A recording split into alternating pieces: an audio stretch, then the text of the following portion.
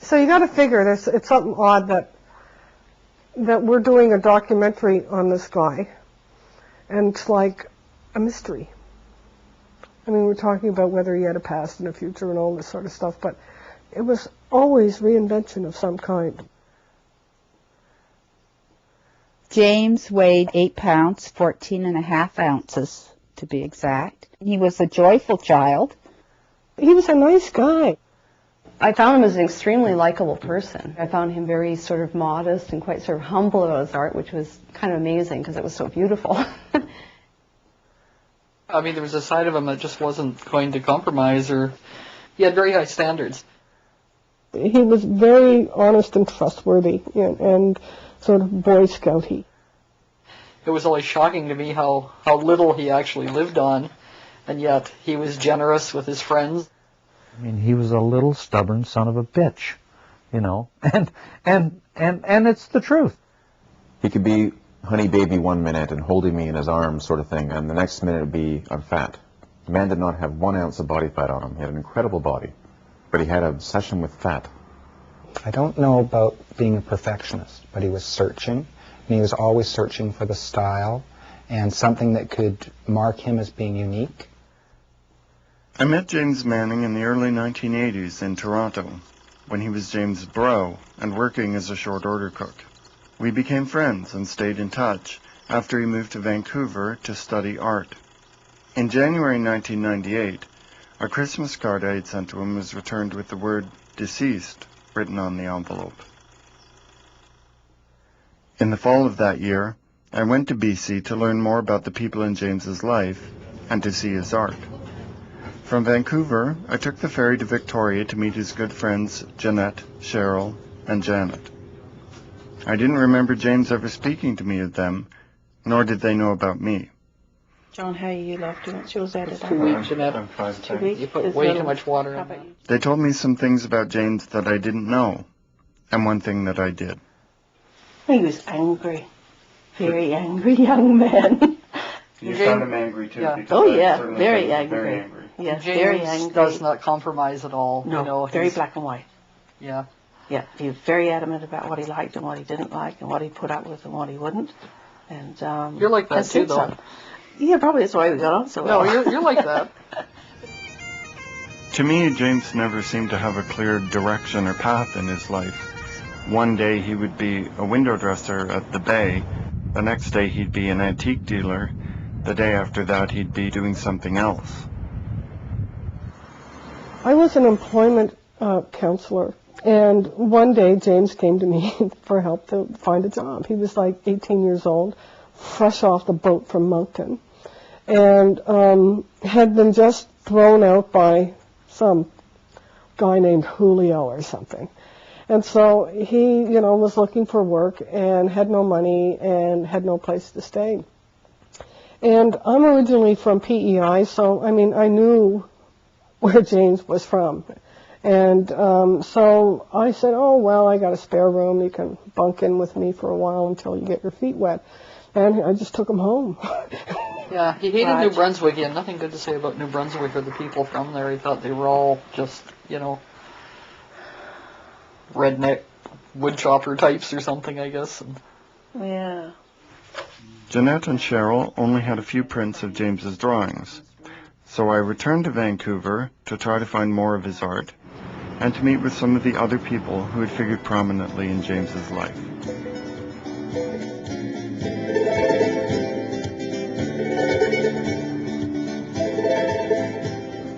I don't exactly remember the day that I met him. I probably bumped into him in a bar in Toronto. It was probably a bar called Dudes. And James eventually went to work for me. I mean, I was hiring, and he was a schlepper, a laborer. And he always sort of patched all these jobs together to make, like, one income. And at the same time, he'd be doing courses or something. You know, he was just a laborer, and we became friends. He moved out west, and I didn't know where he went. When he hit his mid-30s, and I'm going, you know, James, you got to get more direction now. You got to point the ship in one direction and head there. You got to whittle down your artistic interests. You got to whittle down your field of endeavor and start to excel in one area. And then one day, I moved out here, I bought an art gallery, and he just walked into my store. I'm on Granville Island, and he walks in. It turns out he's going to school just down the street at Emily Carr. That was, I think, that made him feel really good to get into ECAR. Because ECAR is not easy. And when you get in there, you're going to be up against some really talented people. I mean, people who have just talent falling out of them. So I said, you've got to get focused now. I was working at Emily Carr for the past 3 years, and as a psychologist at the school. And I knew James because he was a student there, and he was gaining a lot of momentum and notoriety. But there was still this little fuck you thing with James and Emily Carr, because they were saying that his stuff was way too commercial.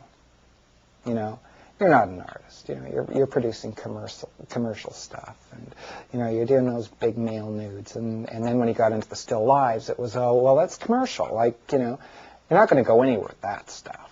You're not going to be an artist if you produce that stuff. But initially, you know, when you make something, and you finally finish it, and it's the way you want it to be, and you've expressed whatever it is you're trying to get across, and someone doesn't get it, and they just tear it down. It's just, it's so devastating. So why wouldn't anyone be angry?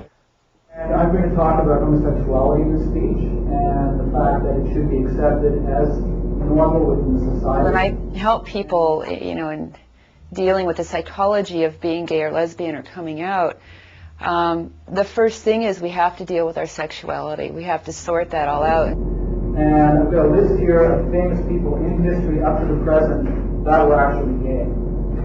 It's a long list, so bear with me, but this is like the tip of the iceberg. Sappho, who was a Greek poet, she lived in 6th century Greece.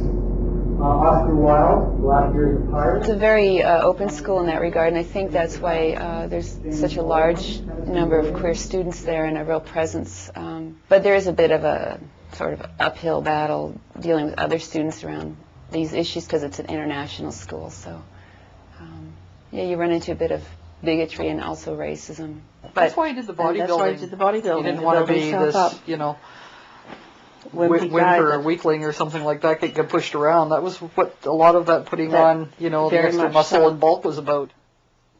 He'd get really angry, and he'd go up and actually say kind of insulting things almost to people, you know, that he felt had no business being in a gay bar, like, you know. He was not strong about the fact that no, he did. He did. Again, that was part of his uncompromising, you know, black and white thing, like. That he felt that the gay bar was for gay He'd go up to people men who were obviously straight men who were there with women and deliberately, you know, ask them to dance or be provocative or start coming on to them just to irritate them, you know, just because he felt they had no business being there.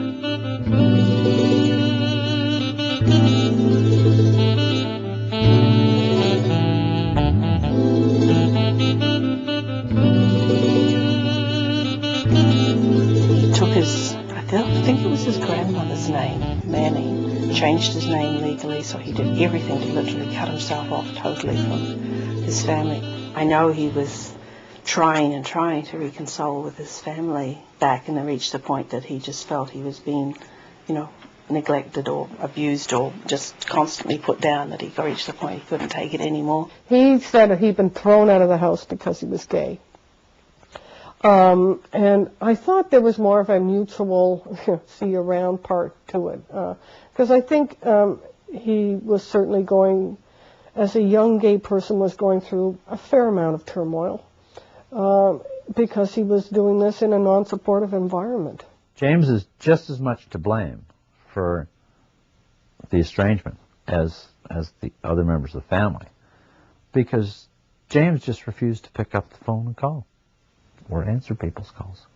I mean, he was a little stubborn son of a bitch, you know, and it's the truth. It was part of who James's was. He changed his name, he changed his telephone twice, unlisted it, moved so that they couldn't trace him. The last time we talked about his family would have been 2 years ago. And I was over in Vancouver, and we'd gone down to English Bay to hang out. And he had changed his name, and this was after he changed his name, and I was saying, okay, what about the family? And he said, well, I haven't been in contact with them. He thought they were common and didn't have taste, and then he ranted on about some slight his sister had done. But he said, when I changed my name, I just, realized that they shouldn't be able to find me. And I said, well, the other half of it, Jamie, is you don't get in contact with them. You just keep it clean if this is the way you want it now. I went to New Brunswick to talk to James's mother, Elizabeth, who lives in St. John. Ladies and gentlemen, we will be landing shortly. He was a sensitive person, which I think was more hindrance than anything to him, because some people, I said, well, Jamie, maybe they didn't really mean it the way you took it, and he says, well, I think they did, Mom, and he says, I'm not going to be bothered with that person any longer, And would he do that? So that would be it, he would end the relationship. If he got upset with me, it would be a long time that I wouldn't hear from him. Maybe we were the selected parts of family that he created. We had often talked about creating family, which if you're a gay or lesbian, often your family does not do well by you. So what you have to do is create a family that will be, and who don't care about who you sleep with. So maybe that's how he created family. But he was a little more of a micromanager. So, you were helped. There was accounting. There was cookies, mothering. It was sort of like you were a surrogate mother. Yeah. More like a big sister. That's what I always felt, he and I felt, that he was, I was like a mother to him. Do you think you were the father?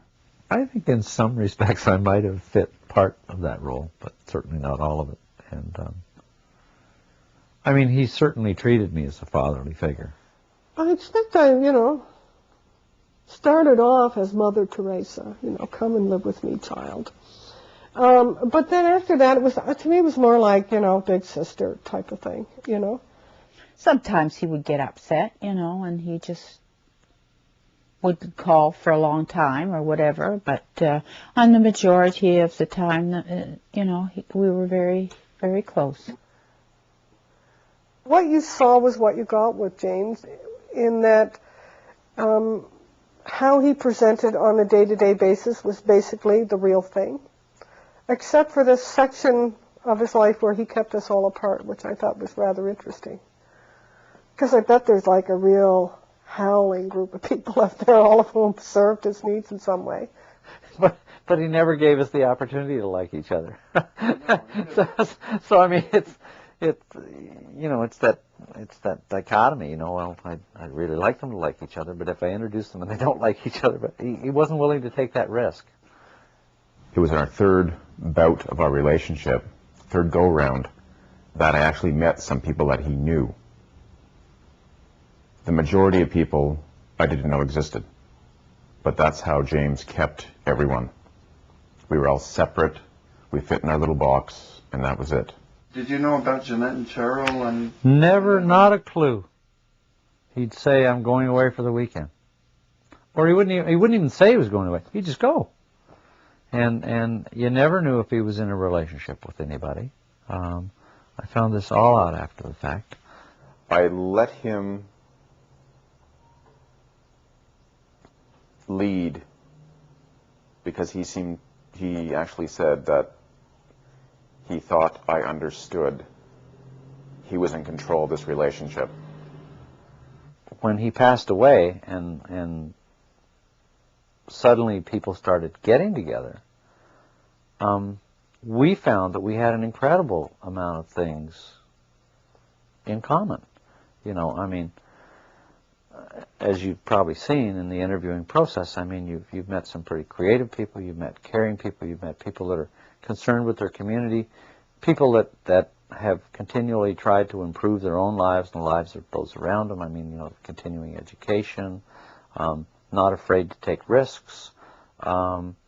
And I think if James had got them together,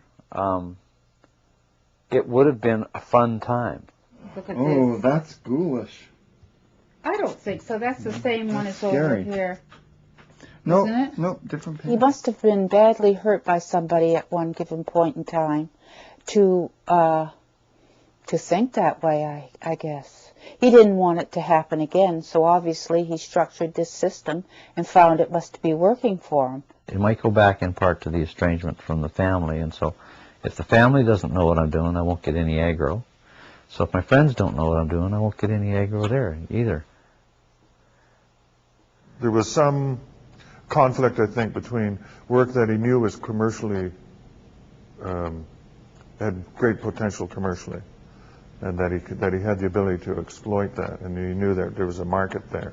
And also the more personal work that was a little harder for people to take, a little rougher, and maybe because of its mass and its weight and its content, that it wouldn't be as easily moved in a commercial market. I saw this hanging in the Edge coffee shop on Davie Street, and this was actually the first pieces that I'd seen of James. And I just was floored. I just went, yeah. And that day, it was my painting. Any of his big nudes were taken off of transparencies that he would just project onto the canvases. This came from Drummer magazine, and he had reversed the image, so it was not exactly the same image as what was in Drummer. But he was concerned that, maybe he had sort of infringed on someone's copyright. The recipe was totally secret. I could never get that from James. He had a technique of mixing a polymer with plaster. And all I know is that it was very, very expensive. Basically, he would put the plaster on the canvas and then walk all over it and crack it up. And he'd walk on it for like 2 and 3 weeks with his boots. He would have all these canvases laid out all over the floor, but he was just stomping on to get as many cracks in as possible. And then he would just tack them up to the wall and do the paintings. Or he would start out with a charcoal drawing. So it was always with like a heavy charcoal. And when he got back from Italy, he was into doing these sort of Michelangelo images, which I was going, James, everybody's done this, stop it, like move on to something we can sell. But he wanted to do these big faces. So I said, okay, do them, but, they've been done before.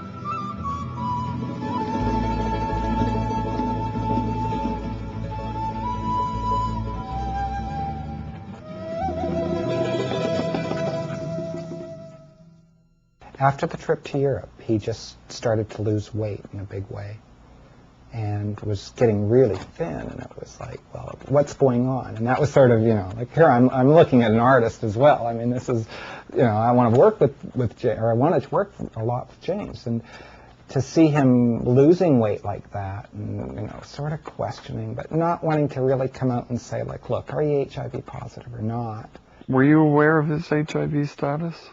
I suspected, but I wasn't aware of it. We ended up talking, and I said, I've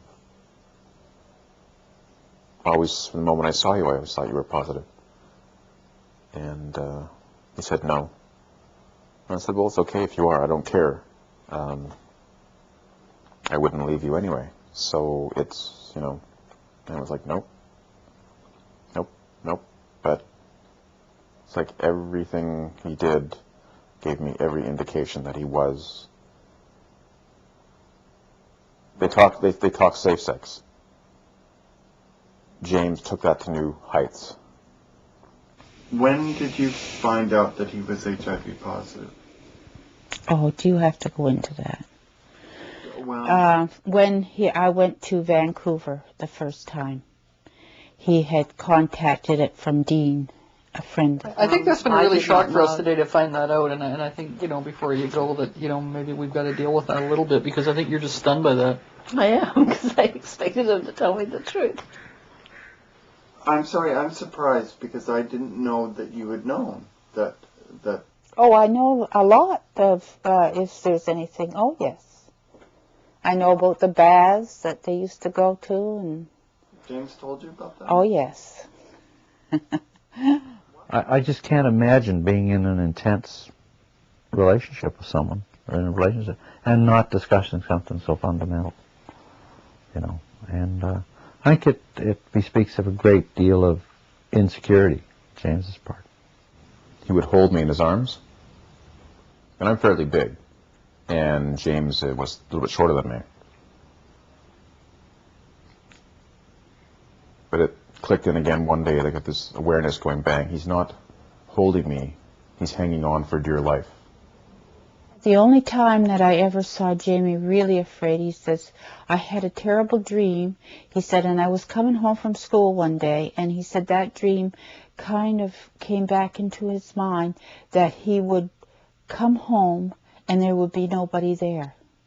I only knew two of the people in Toronto that he was in a relationship. One of them was a very casual, short relationship, and the other one was someone that he got into who was a very intense artist, was a designer, graphic designer, and it was just fiery. What about his relationship with his father? That gets complicated. Well,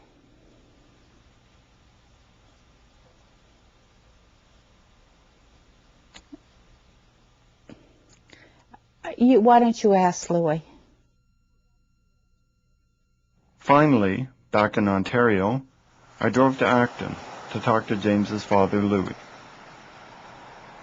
We sure as hell lots of time. We sure as hell went on the same level, that's for sure. Like, you know, he was up there and I was down there. Next time I was up there, he was down there. So, you know, it never balanced out, like, you know. But on the video, when you see him, when he's got gray pants and a checkered jacket and a little chapeau, a little hat, we were going out, and there was I think it was pretty sure it was on a Sunday. We were going out for a walk or something. And he noticed he had a hole in the crotch of his pants, because it had come undone, or the thread had broken, whatever it was. It had a little hole, not very big, but no way. He'd go back in the apartment, get another pair of pants on, and then we could go out somewhere. Like, usually on Sunday we used to go for a walk. And then a few years later, when I picked him up at the airport, and he had a great big rip in the rear end of his pants, I thought, well, it must be a different style now. At least he's changed with the rest of them. I remember Louis went to the school. We had a falling out, and he went to school, and he took Jamie right out of the class. And he said, I'm leaving home. He says, I'm not coming back again. Well, Jamie was devastated. He came home and he was very, very upset. Well, that day, I had called Louis at work when Jamie came home, and I said, don't you ever do that to one of the children again. I said, that is undescribable. I said, for you to do something like that. And poor Jamie, I said, you don't worry, Jamie. I said, he will be back within a couple of days. I said, you just go to school. I said, you don't have to worry. I said, Daddy will be home. Well, it was true. Sometimes people comment about gays, and I say, well, what are you going to do, go out and shoot them all? You can't very well go out and shoot them, can you? I said, they're going to live like everybody else, and you just leave them in peace. That's the way I look at it. Like, you know. But this was your son. Yeah, I know. There's a lot of gay out there, a lot of gay people, a lot of lesbians, and until now they start to come out of the woodwork, and now you know who they are. And at one time, boy, if they knew you were gay, they would give you a damn good pounding. It's not like today. I hope to go into Simon Fraser and complete a master's, which will have encompassed about 7 years all in total. The show at Doll and Pennies is not meant to have any major social or political message incorporated into it, although there is a gay element there, being a focus on the male entity. I consider my work mostly decorative, and hope that people just simply go for the enjoyment of the viewing. But that's when he was quite sort of adamant about that he was not representing some particular philosophy that comes out of the sort of academic and seminars about things like gender and sexuality, and I think he was adamant that his work was for everybody. He would always be studying in some manner or another, and he would always be working as long as he was able, because he was very driven that way. He was really a maniac when he worked in the studio. He would just work and work and work and work. I mean, he was quite clear when he was going to start a long period of work. He phoned and said, "Now, I'm not going to be seeing you guys for a long time now because I'm really having to pour on the steam to get this work done." Mm-hmm. Which is, I mean, I've never had anyone say that to me before. Mm-hmm. But, I mean, he seemed to have he was quite decisive about these things. If he was dissatisfied with what he had, he would wreck it. He would break it up. He wouldn't just say, "Well, this is as good as I can do on this. I'll just leave it." Quite often, I would find that he would be looking at something. I'd think, "Well, he's doing all right on that." I'd come back and he had obliterated it. What I think the affinity was for James, the strongest part was the perfection of the Roman Greco art. He was searching. I don't know about being a perfectionist, but he was searching, and he was always searching for the style and something that could mark him as being unique. No, I think he learned a lot about anatomy, but I think the figures were less important, and their sort of twisted angst and force and being cramped in a small format. They always looked like they had to break out. So I think that he had to break out. I personally don't know what inspired him. I mean, it's obviously clear what inspired him with the male figures that he did paint. But I don't know how he went from that to these other still lifes of fruit. The art industry, as open as we'd like to believe it is, there are no nudes produced. So, you know, as much as I could see what he was doing within his artwork, for him to be published, we had to move on. Because I still feel that the big still lives have got that sensuality that his male nudes did, but toned right down. I mean, he's got, you know, big peaches and big everything, right? I think in his last dozen pieces that I saw, the figure was gone. They were more constructions in form. Texture definitely played a big role in it. The scale played a big role in it. And, you know, the tactile nature and the color. I went to Emily Carr when they had the grad show, and I took these two pieces and hung them on the wall with several of the others. And it was on the mezzanine on the second floor, and I stood back against the railing and listened to what people... I wanted to hear what people's reaction were. I wanted to eavesdrop on their conversations. And it was... I heard the same thing from so many people, and I remember a grandmother looking at it. And she stood on the left-hand side, and slowly she walked by on the right-hand side, and she looked at it, and she said, "Her eyes are following me." And she said, "She's the mother of all children." And she said, "There's such incredible sadness in that woman's eyes. How can somebody paint that much sadness? He must have been such a sad man himself." The colors are gentle. The subject is gentle. It's beautiful. It's appealing. And it's unique. And I think that's the true measure of an artist, that he can reach out and touch your soul. And I think James did that. What we were understanding is James was becoming a very important artist. People were astounded that here was somebody who was still in the school producing such incredible art early on. And you know, just sort of the talk among the faculty and the administrative staff and other people at the school was like, wow, And you get an idea, there are certain artists at the school in sculpture, painting, or whatever, who you just know are going to be a big force in the art world, and James definitely fit into that category. He had galleries in Atlanta, New York, San Francisco, major galleries here in Vancouver. Galleries were actually vying, the big galleries down on Granville Street were vying to hold his first show. And it would have sold out. His works are selling incredibly well. I'm just about into my second publication of the larger prints. I've gone into a second publication of his 8x10 prints, and the next step is to take those prints and do them as oversize. I think James, where he would have been in 10 years, I think would have been incredible. He was just at the verge of everything happening. He was starting to think of himself as an artist, as this is a way that he could make a living. He was starting to think about how he could increase his artistic output and reduce some of the part-time jobs he was doing in terms of turning more of his attention to art, because it was becoming more important than, just plain old survival.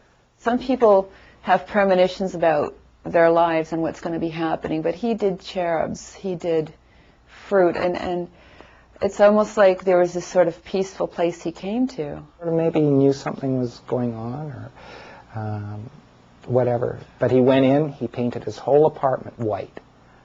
He had finished all of the canvases, got them to Emily Carr, or they were hanging in his real studio area. But he got everything out of the living room, got rid of all his charcoal dust, and painted everything, floor to ceiling, pure white enamel.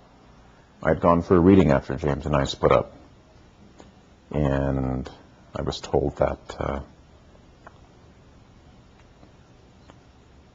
we could get back together again, but I didn't have much time. I thought, well, what did you mean? And she just said, you don't have much time, and she touched the side of her head. We had just sold one of his originals, and we had sold several of these tablets, so we had a really nice check for him.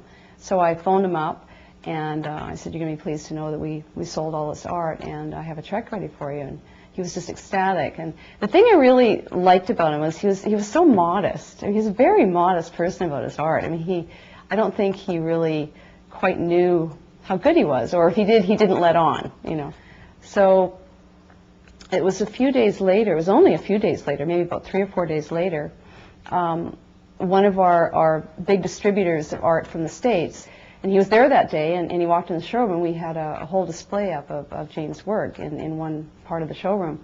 The minute he walked into the showroom, he just instantly, who is this person? He was just ecstatic, and he was very, very excited about it. So I was telling him about James, and he wanted to know everything about him, and how can I get a hold of him? And I said, well, if you're interested in working with James, I'll put you two together. So he was really happy to hear that, and I said goodbye to him, and he walked out the door, and about 10 minutes later, it was absolutely uncanny, I got the phone call that James had died. I got a call from a social worker in the emergency at Vancouver Hospital, and she just asked, do you know James Manning? We were just in his phone book, and he happened to put us in under Don and Kevin, so I think I was the first person that the social worker found who was actually home. I think she just got a lot of machines and whatnot. He was a message saying that there was the Vancouver General Hospital phoning at 4 in the morning and trying to reach me that James was in the hospital. They had done a CT scan, I think, and had said, well, your friend is very, very ill, you need to know that. So when I got the phone call then from Don, and Don then explained, what had happened and how he'd been found on the platform, and how he tried to go across the tracks and then had fallen and someone pulled him back. We understood from the neurologist when we were there that he'd had a bleed. Well, then, of course, I phoned immediately to the woman that phoned, and she was off duty, and they couldn't give me any information and wouldn't, and put me through to somebody else, and because I by this time was absolutely frantic because they didn't know what the hell had gone on or what had happened. So the bleed had continued, and that he would not live. My first thought that somebody had attacked him. I was just so concerned that he'd been injured. I had no idea that he'd actually died. It was awful. They did actually finally find his father in, I forget, whether it was 6 o'clock in the morning or something. And he was on life support system, and they wanted permission to have him unhooked, like unplugged. And so when the doctor phoned, he had to hear it from me. Like, I was talking to him, and I asked him, I said, well, he's living, but he's brain dead. Like, there's nothing they could do about it. So I asked him, I said, well, how long would he live without, being hooked up? He said, 2 or 3 seconds. He says, that's it. Well, I said, you better unplug him then.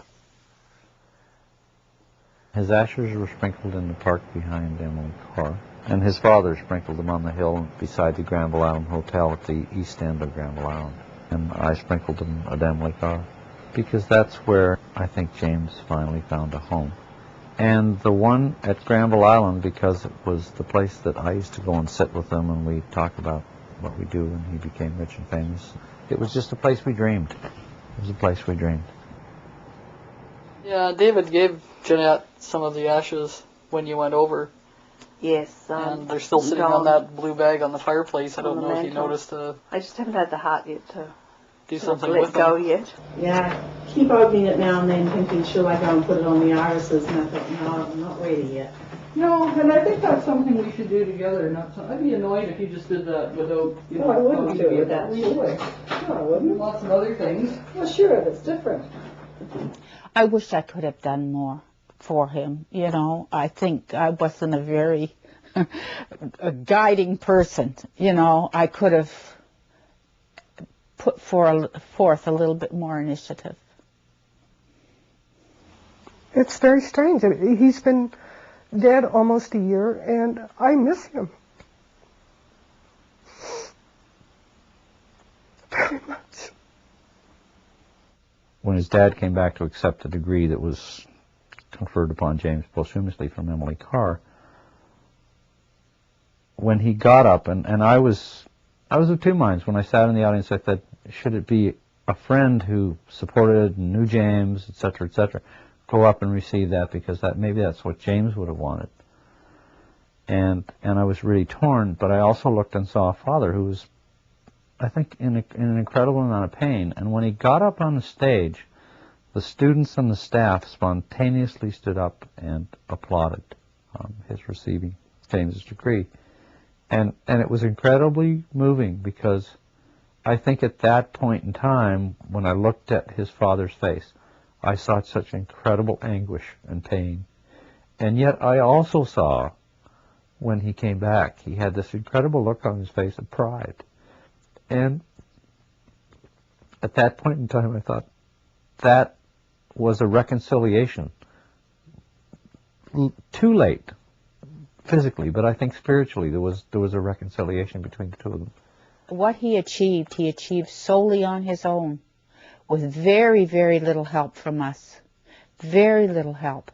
What he achieved, I must say, you have to give the boy credit, the man credit.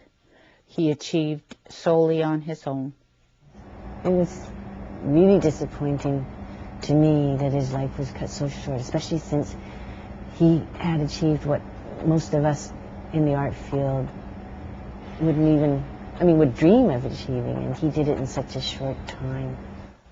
Had James lived, he would have been pretty major in the marketplace. Oh, I think he was a tremendous artist. I'm sorry it took him so long to find his little niche, He tried so hard, and he would ask, Mom, what do you think that I can do best? Well, you can't tell somebody what they can do best. I said, it's what your feeling is inside. What you love the most is what you probably do best. Louis had kept all the papers that were found in James's apartment. When we went through them, We found a typewritten sheet. Things to do, but never enough time to get it together. Want my family and friends to get to know each other and laugh when they think of me. Reconcile with everyone before I go. Say I am sorry and give people a hug. Designate a good hugger in case I'm not around. Talk to friends about my kitty cats. Keep them together, no pound. Want to be cremated. Don't want a funeral, but a celebration. Things should go to those who cherish them or to help others. Try to make sure the government gets nothing. Try not to leave a mess, and do it sooner than later so that you don't have to clean up after me. I feel incredibly, profoundly lucky that I have this painting. So. And it's almost like out of respect for what he did that I don't even want to learn how to do this technique anymore. It's like, nah, I'm not going to touch it because it wouldn't be the same if you weren't the one teaching me. It's been the hardest part. It's been nice to talk about him.